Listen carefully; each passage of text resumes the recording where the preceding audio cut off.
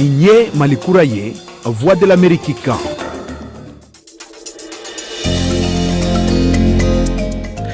Tarata avrikalo kile konoton samba fla anitani konoton ambalimaw anga fulibe aw bela jelenye ni Malikura kenesgilenye hawbe kan jamuka ina me kabo studio tan ani worona konnana kabo vewe suba konnana Washington DC ni wati na ne mo munu be fe kana me apse kan soro finya negajuru sraw fe no ye finya tu kala keme ani fla Bamako ana laminina ananga radio partenaire u bela jelin fe Mali fantan nani bela jelin fe fukata si fu Burkina Faso walma na be fe ka nye fene jabarani kan aw se ka connecter ni watini na anga page ka no ye vieux Bambara yi katemeni jemukanye anga bi kuna funu kuma baw olu na talike nununka Mahmoud Diko kada Mahmoud Diko ana je nyogon ka wele kanka sibiri temene na nu grina ka ni songo ya tama ke Bamako ka ufeno Mali jamana kuntigi Ibrahim Bouakar Keita ani adina nyemo ka fara Mahmoud Diko yere kan nyogon kuma nyogon yake aywa amena na kuma akanka wala like awiye ko marafatiku ye mangan botuguni kokura jura fanfe bulo fe munde yo waliya amina Kasim Traoré ale ka sikalu la me aka o mana boyno masaya somi na jambe Mali jamana ani jamana vero chela dlanna o barakela ube bara blanchari la mun kama ube ni bara blanchari la morbo damele ale sikasali kaka abina na kuma aka nununde bena na fara kuna funi mseni wero kanka wala awye bije mun kanko no ne ke atu Traoré fe anga nyanza na me ka senka na kofe ka tentelike awye nyanza Balimao anga fulibe awye alisa outlube ke atu Traoré de kumakana ka bo studio tan ani worona konnana aywa amina do jemu kan konnana ka fawyana munumbe ka na meni watina use ka anta anga jabarani kan no ya anga page Facebook no e vieux Bambara yi walima abse ka au connecter radio sraw fe amesoro fiantru kala keme ani flaka Bamako ana laminina ananga radio partenaire u bela jelinka Mali fantan nani bela jelinka ta do fo kerfe jamana uka ka kenyani kuna foni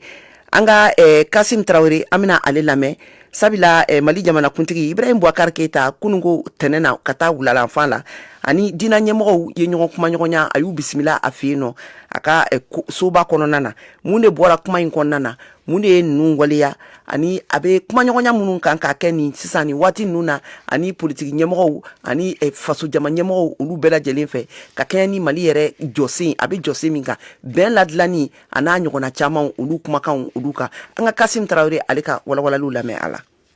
Juma tama la ni belebeleba tu yemi o e ka fo mi fangalema so bube maiga ale ka jorobla Isa ka ujim ale Mahmoud Diko ka kuma la selai ka fo ye ni la nyini min fora ye aka sumelu bube maiga bo premier ministre la jamana dembe anu ka sika nulu ye hakilla mira ka barake no ni nye duguloni famille fondatrice ani mawero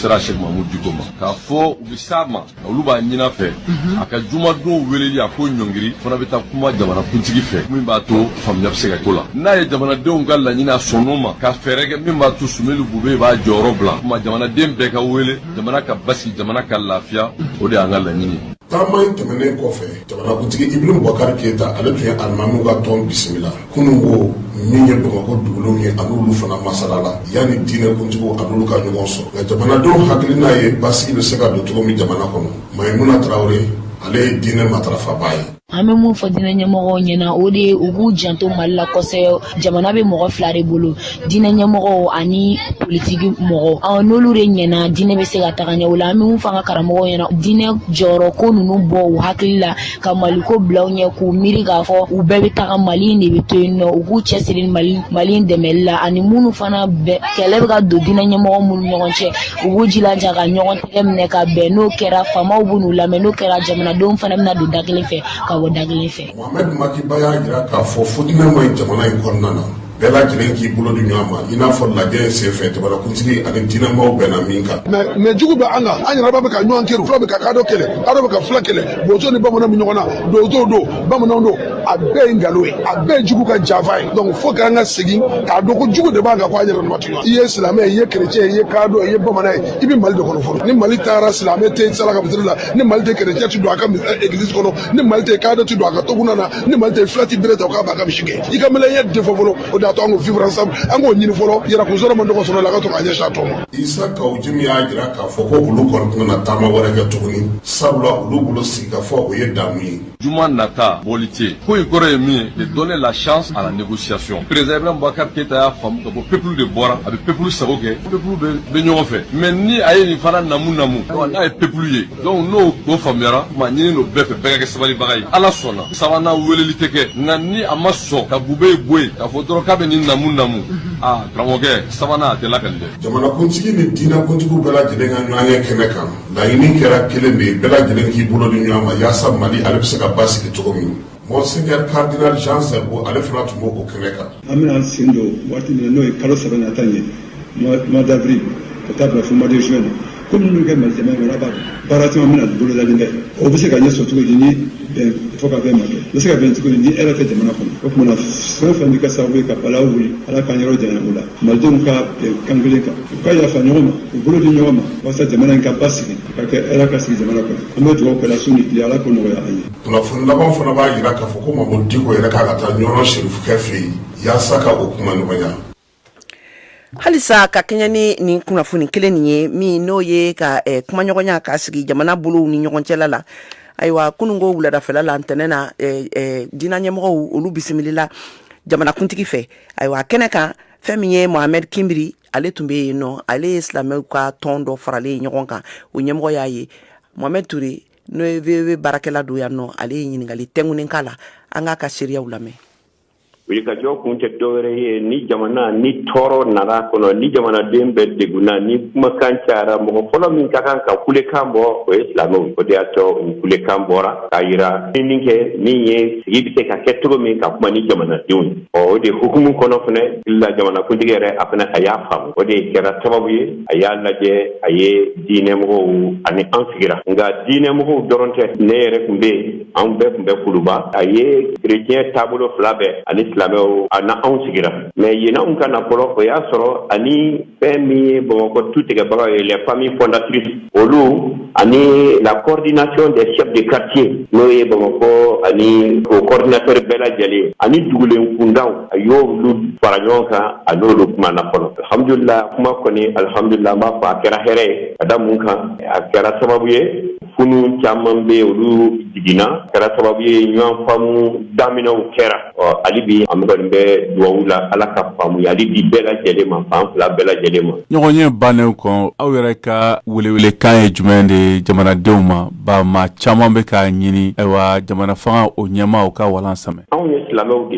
ye alakira sallallahu alaihi wasallam a ye mun fɔ an ye anw ka kɛlɛkɛbamuru o tɛ dɔwɛrɛ o ye dugawu ye kumakan camanw bɛ yen a sababa ala de b'a dɔn o tuma an b'a ɲini ala fɛ anw ka jamana bɔda bɛna kɛ fɛn o fɛn ye ala k'o da yira an na o kɛra premier ministre tali ye sa o kɛra gouvernement civil sa o kɛra assemblée dissoute sa o n'a bɛ kɛ sababu ye anw ka jamana tɔw ye fɛn min ye n'o ye tiɲɛli ye n'o y'a sɔrɔ nin dɔ la kelen ka taali walima nin dɔ la kelen cili a bɛ kɛ sababu ye an ka jamana bɛ kisi o ma anw b'an ka jamana bila primature kan sanfɛ an b'a bila assemblée sanfɛ an b'a bila président de la république sanfɛ n'an ka hɛrɛ bɛ min na ala k'o latigɛ a tila ka dugawu kɛ jamana ni jamanadenw ye ala k'an bɛɛ lajɛlen sɔn sabali la an m'an disi gosi ni min ye o ye mali ye maa o maa n'i ka hakili ye ko i bɛ kojugu lase anw ka jamana in ma an bɛ dugawu k'i ye fɔlɔ ala ka hakili ɲuman d'i ma i ka hakilina in k'a falen ɲuman na mais n'a kɛra i ka laɲini ye k'a fɔ i t'a fɛ yɛrɛ de jamana ka ɲa ala ka fɛn d'i ma fɛn min b'i ɲinɛ anw ka jamana en même temps an bɛ dugawu kɛ fɛnɛ hali jamana wɛrɛw jamana dɔw fɛnɛ bɛ yen anw ka jamana in ka suma o man d'u ye o tuma o jamana minnu filɛ an b'a ɲini alahu taala fɛ a k'an kisi u tɔɔrɔ ma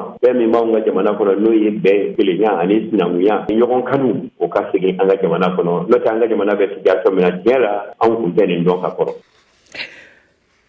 ko marifa ye mankan bɔ kokura jura fanfɛla la n'o ye ka taa Mali cɛmancɛ yan fanfɛla ye finitigiw ani mɔgɔ dɔw olu cira ɲɔgɔn na yen nɔ ayiwa mun de y'a waleya Kasim Tarawele a bɛ ɲɛfɔli kɛ an ye an ka kumakanw lamɛn. kabini Bambanca wale kɛra jurakaw fɛ yen mars kalo tile 17 ni Mali finitigi maa 26 ni tora a la finitigiw ye labɛn belebeleba kɛ jurakaw fɛ yen yaasa o balada ɲɔgɔnna kana u sɔrɔ tuguni wulikajɔ ninnu bɛɛ lajɛlen kɔlen kɔfɛ u dagayɔrɔ min bɛ u y'o lata kɔfɛ dɔɔnin kunun ko a yera k'a fɔ jurakaw fɛ yen min ye maa dɔw ye olu ni tora balanako dɔ senfɛ duguladenw ka fɔ la min ye Mali finitigiw ye u dagayɔrɔ ani dugu cɛ nin waati na a bɛ taa kilomɛtiri 2 ka se 3 ɲɔgɔnna ma sabula kabini bingali wale in kɛra u ye u mabɔ dugu la nga waati ni waati min ye Mali finitigiw ye u bɛna ka jita jora dugu kɔnɔna na kunu sɔgɔma olu ka fɔla min ye finitigi ninnu natɔ ye a dɔ de ka grenadi binna grenadi ye binnen min kɛ o de yɛrɛkɛra o yɛrɛkɛlen min kɛ marifakan min bɔra o la finitigiw kɔni ye mugu ci de daminɛ jura kɔnɔna na dɔgɔjɔ don tun ye kunu ye jurakaw fɛ yen duguladenw y'a yirana k'a fɔ ko min ye maa 2 ɲɔgɔnna o kɔni sara a ko nɔgɔnin fɛ maa dɔw bɛ olu jogina olu taara bangu la ka taa n'olu ye ka taa furakɛliw kɛ olu la finitigiw fan fɛ u y'a yira k'a fɔ ko barakatu min kɛlen filɛ nin a y'a sɔrɔ olu bɛ yen maramafan kura minnu b'u bolo o tun bɛ k'u tɛgɛ lajɛ olu la a bɛ fɔ min ma ko exercice yaasa k'a lajɛ minɛn ninnu u bɛ se k'u don bɛrɛ la cogo min u kɔni y'a yira k'a fɔ ko o ko senfɛ mugukan kɔni ganna nka k'a fɔ ko olu y'a mɛn ko maa sara a la u ma da o la fiyewu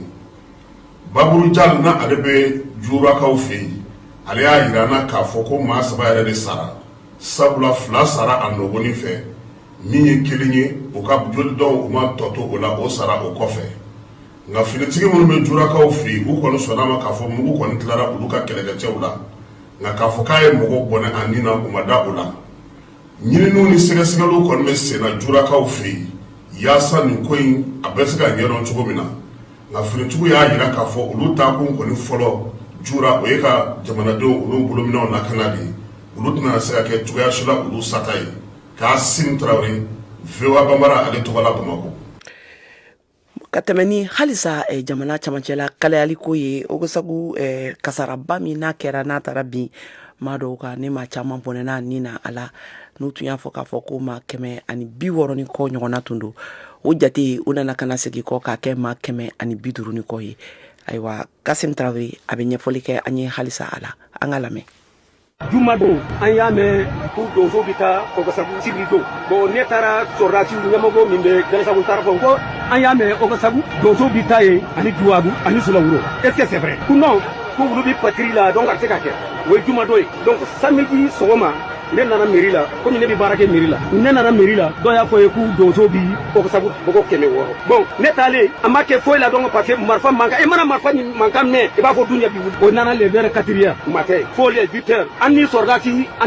bɛ yɔrɔ min na banka kilo 14 sɔrɔdasi man a kɔrɔ ye jumɛn ye sabu min ka gɛlɛ muso den fitinin ni muso kɔnɔ o y'a kɔnɔ fara a den bɔ den kalo 4 o y'a kantigɛ kalo 5 o y'a kantigɛ san 1 san 2 san 3 a bɛɛ de mɔgɔ fɛn o fɛn min bɔra ka taa karimaw ka du kɔnɔ gazi de y'o bolo o y'a gazi de sigi sabu an bɛ min yɛrɛ ɲini sabu an tɛ se ka fɔ donc parce que a y'a sɔrɔ e y'a ye adamaden tɛ se ka lakari k'a ne m'a faamu yɔrɔ jumɛn de la sɔrɔdasi bɛ a ti sɔrɔdasi ninnu o tina fo tiɲɛnili ka kɛ ka ban o ka sɔrɔ ka na a kɔrɔ o de an tɔɔrɔ hali dugu tiɲɛnen ani adamaden tiɲɛnen kɔni donc dugu min wula yen donc min jɛnna kɔni e mana ye président taara yen sani a ka kɛ ko dɔgɔ mɔgɔ 43 fagara président taara yen ko ni ɲɔgɔn a tɛ kɛ tugun min ka di an ye yɛrɛ bi min ka di an yɛrɛ bi fɛn o fɛn min y'a kojugu nin kɛ o bɛɛ k'a minɛ ka don sariya bolo kan o ye fɔlɔ ye filanan i bɛɛ ka ani a ka gɔbɔra a bɛɛ ka bɔ o y'an tɔɔrɔ depuis o sigira an ma hɛrɛ sɔrɔ depuis i bɛɛ ka sigira an ma hɛrɛ sɔrɔ an bɛ mun de fɛ mɔgɔ min bɛ na ni hɛrɛ ye an ka lafiya o de ka di an ye nanbara kɛ janfa kɛ alpha y'a nanbara kɛ ka soɲɛri kɛ mɔgɔ bɛɛ bɛ hɛrɛ la i y'a wari sɔrɔ e ta dɔn a banna ka adamaden ka faga don o don i b'a ko se kuma tɛ dɔ bɛ mɔgɔ faga an fɛ yen i b'a jɔ a bɛ yaala sɔrɔdasi ani sɔrɔdasi bɛ yaala est-ce que a bɛ faamu cogo di i bɛ kɛ ka bɔ yen dɔrɔn o de y'an ka hɛrɛ ye voilà an b'a fɛ ka o de ka di an ye an ka saw ye.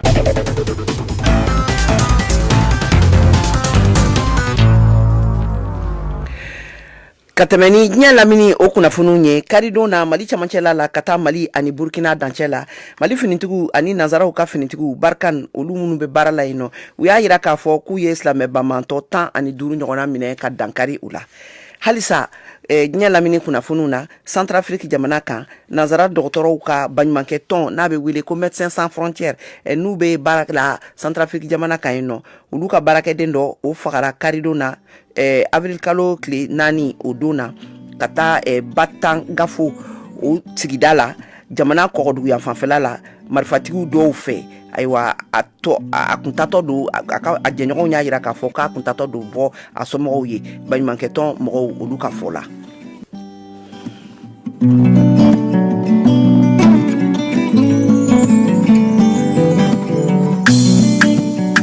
Amanga jamana in fɛ dunuya kɔnɔ bi Mali ye beje jamana ye ne benga jamana de me donno la ya Mali betanye Mali gadi Mali ne faso beyiwa Mali gadi Mali anga jamana betanye donno. Le Mali, mon pays, le Mali, ma patrie, le Mali, mon souci, le Mali, ça suffit. J'en ai marre de voir la guerre dans mon pays. J'en ai marre de voir les enfants qui pleurent. J'en ai marre de voir au Mali la famine. Je voudrais tant qu'il n'y ait plus de guerre, plus de chômage, plus de souffrance. Il faut que le Mali avance dans la gaieté. Il faut que mon pays avance dans la bonté. Il faut que le Mali avance dans la joie. Le Mali est un pays d'hospitalité. Le Mali est un pays, oui, de l'humanité.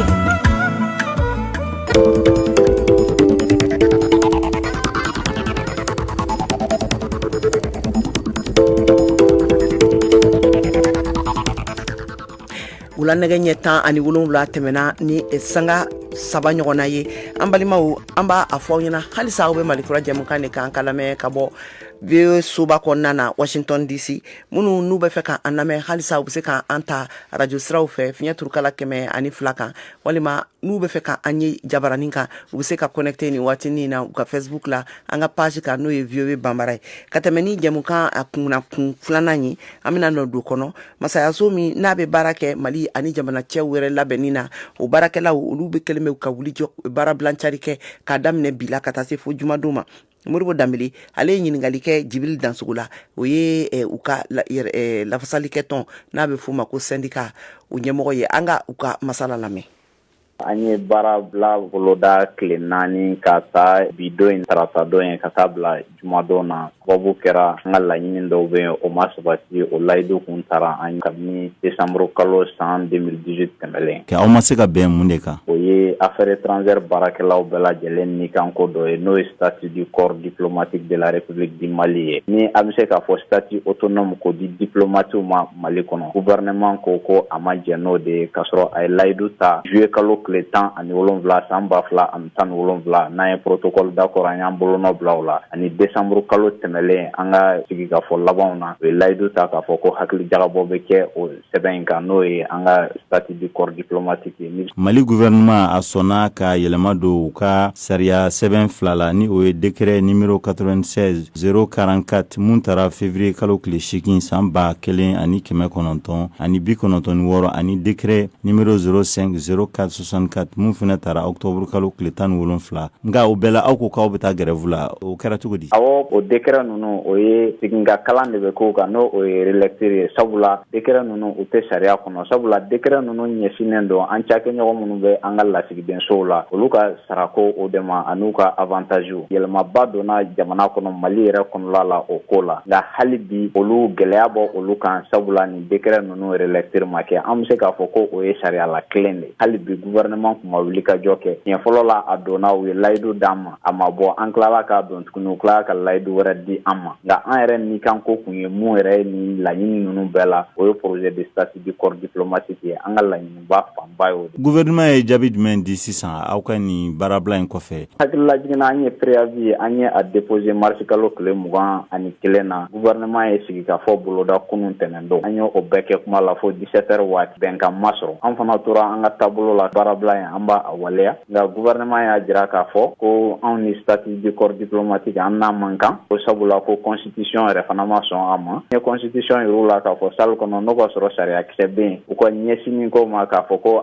constitution nin yɔrɔ a bɛ taa yamaruya aw ka statut sɔrɔ ni u sera k'o fɔ an ye o dalilu ma se ka sɔrɔ kuma laban kɛra mun ye k'an ka statut ko in k'an k'a bila an ni kan ko don an fana y'a jira k'a fɔ an tɛ se ka statut ko in an t'a bila. Malikura ale wulila ka se Mali jamana ka ministri ani jamana wɛrɛ cɛ ministri ale ka nagakɔrɔ baarakɛyɔrɔ o ɲɛmɔgɔ ni o ye DKB directeur de cabinet Balabagayo b'a ɲininka o fana k'u fɛla fɔ ɲɛna nin ko la nka a ma sɔn ɲininkali ma.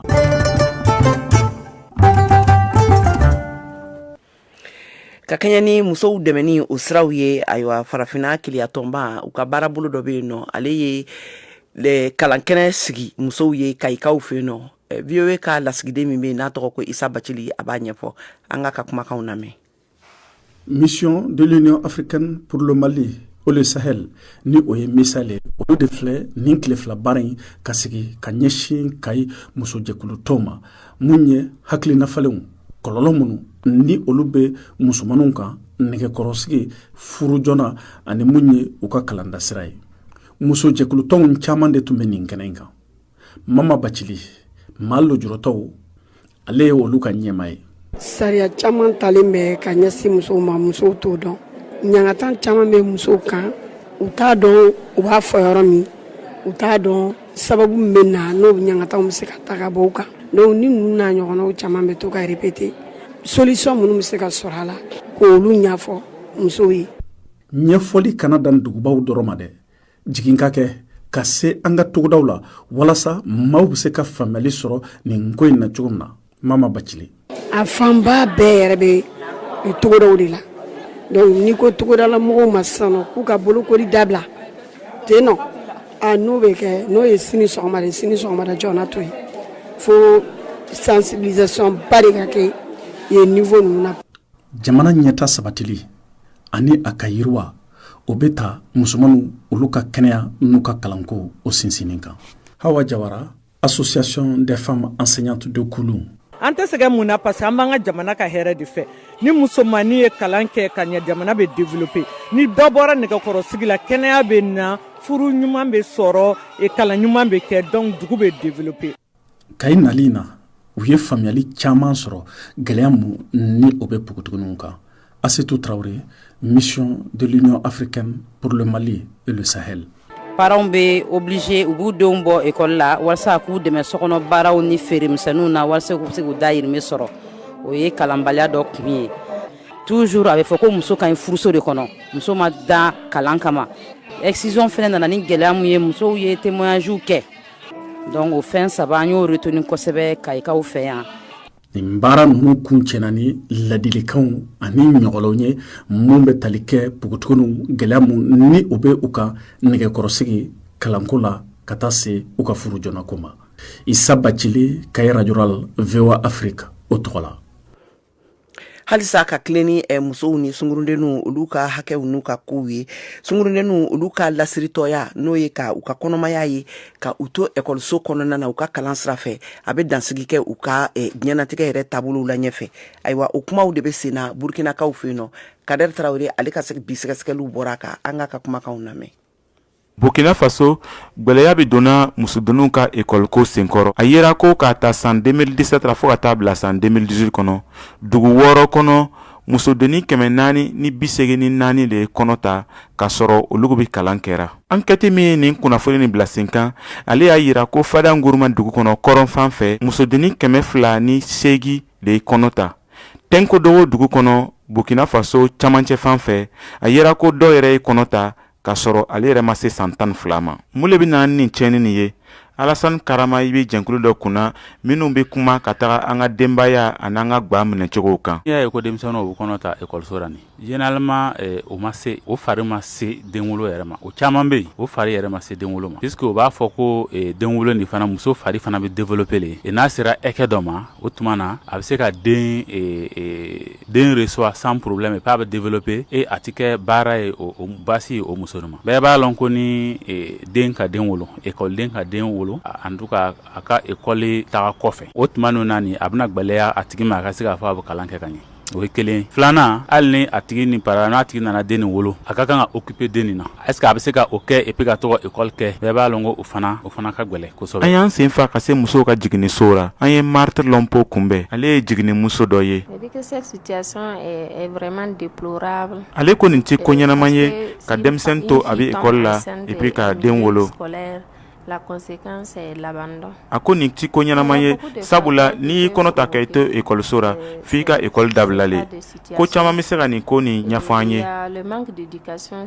Ale ko kunnafoni ti di ka se denmisɛnw ka cɛya ani u ka musoya kan o tɛmɛnin kɔ denbaw ani denfaw ti kunnafoni ɲɛnaman di u ka denmisɛnw ma ka taga ni cɛya ni musoya kɔ. Ne parle pas de la sexualité à leurs enfants. C'est considéré comme un tabou. Siranya walima maliya duma le bɛ se ka denfa ni denbaw bali o kana se ka janiya kuma fɔ o denw ɲɛna Rose Awa Traoré Demba Doye. Le problème des enfants à l'école actuellement, les enfants passent beaucoup de temps dehors. Miye gbeleya ye demson fait kabo école so senkoro. Demson be mekene makojugu. O temeni ko obi téléphone ta. Obi jaw flaka. Fa no ba auto korosi. Obi fait modèle befle akan. Il faut que les parents voient l'éducation même à la base. La donner ko korosi nyama. O kainga ke o ka deun gerefe. Katuko korosi. Ni ferema yala ni konina musoden chama lebna konota kasoro ulugu mata nyefe école la. Ni tue Kader Traoré kumakanye kaba Wagadugu Burkina Faso. Wow, Islo Gerebo en Sahel, Parafina Poli Wati, samedi, dimanche, lundi, mercredi, 102.fm, Zoa Afrique, la voix de l'Amérique.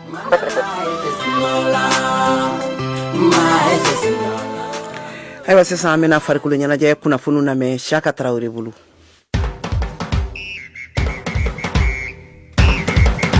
Senantolantan bunakun ka Mali la ka sanga ni senantolantan championnat o min bɛ Ligue 1 ko fɔ o daminɛni ko min fɔra ko Nord ɲɛmɔgɔyaso fɛ jalatigɛbaw arbitre o mɔgɔ 60 bɔɲɔgɔnko o bɛ tile 4 kalan na min bɛ kun cɛ sini araba avril kalo tile 10 Bamako yan a daminɛna kunna sini kari avril kalo tile 6 yɛlɛmani caman donna jalatigɛ baaraw la senantolantan ko la FIFA ani kafu mɔgɔw fɛ. O de la ka kan ni kalan in ka kɛ ka ɲɛsin Mali jalatigɛbaw ma. O b'a to Mali jalatigɛbaw ani diɲɛ jalatigɛbaw u ka faamuyali kelen sɔrɔ senantolantan ko la min bɛ sariyaw kofɔ senantolantan bunakun kan. Kalanko kun kan halisa senantolantan bunakun kan Mali farakolo ɲɛnajɛ kunnafonidilaw olu fana ka kan ka ni kalan ɲɔgɔn sɔrɔ dɔgɔkun laban in na Bamakɔ. Ka d'a kan kunnafonidilaw jɔyɔrɔ ka bon kosɛbɛ farakolo ɲɛnajɛ sankɔrɔtali la. An bɛ to senantolantan bunakun kan Mali la yan min ye championnat Ligue 1 n'an ko première division o daminɛ don o ma fɔ fɔlɔ ko Nord ɲɛmɔgɔyaso fɛ. Hali n'a y'a sɔrɔ ko Nord y'a yira ko ɲina championnat première division club 23 de bɛna o niyɔrɔ t'a la. O club 23 in o tilalen don poule 3 de kɔnɔna na. Farafina gun kan senantolantan ko la kan cɛ kɔrɔbalenw ta kan senior Egypte bafilɛ 19 min ka kan ka tan juin ani juillet kalo nata la Egypte jamana kan o tirage sɔrɔ bɛna kɛ juma nata avril kalo tile 12 Egypte jamana kan. O la a bɛ dɔn jamana min ni min bɛ ɲɔgɔn sɔrɔ phase finale kɛnɛ kan poule kelen na. Mali ale bɛna ye kɛnɛ kan ka segin ka na an yɛrɛw fɛ yan Mali la ka kuma basketi sanfɛcilew o championnat o tile seginna jaabiw kan. Jaabiw filɛ nin ye muso fan fɛ Isufasi ale ye sebaya sɔrɔ Bamako commune 6 kan. Isufasi kuru 7 Bamako commune 6 kuru 51. Stade malien de Bamako ale ye sebaya sɔrɔ Bamako commune 3 kan. Stade malien de Bamako kuru 87 Bamako commune 3 kuru 53. AS Police se sɔrɔ Joliba Athletic Club kan. Muso fan fɛ halisa AS Police kuru 60 Joliba Athletic Club kuru 52. Tata de Sigaso ale bina Atar Club de Kidali ɲɛkɔrɔ. Tata de Sigaso kuru 28. Atar Club kuru 79. Basketi sanfɛcɛliw o championnat national o tile sekina jaabiw halisa cɛw fan fɛ sisan Isufasi ale ye sebaya sɔrɔ Stade malien de Bamako ɲɛkɔrɔ. Isufasi kuru 54. Stade malien de Bamako kuru 44. AS Real de Bamako ale bina AS Police ɲɛkɔrɔ. AS Real de Bamako kuru 48. AS Police kuru 59. CRB ale ye sebaya sɔrɔ Sigide Kayi kan. CRB kuru 72. Sigide Kayi kuru 35. Atar Club de Kidal ye sebaya sɔrɔ Joliba Athletic Club kan. Atar Club de Kidal kuru 66. Joliba Athletic Club kuru 56. VOA Bambara tɔgɔ la Bamakɔ. Siyaka Traoré kala selido.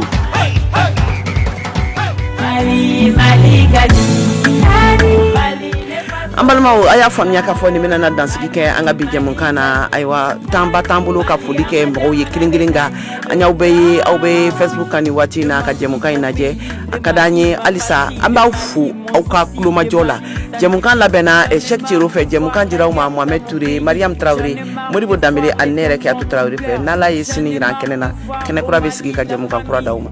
Nin tun ye Kiyatu Traoré kumakan ye Malikura kɛnɛ kan. Ala ka sini jira an na.